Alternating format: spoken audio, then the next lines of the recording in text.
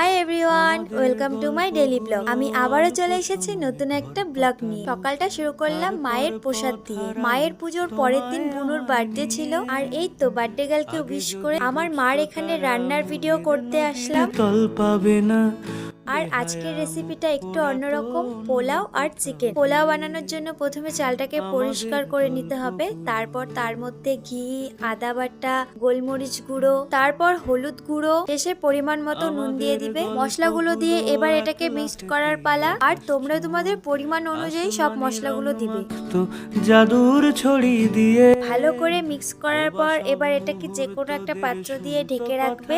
তারপর মা কড়াই বসিয়ে দেয়, আর কড়াইতে প্রথমে দিয়ে দেয় ঘি, তেজপাতা,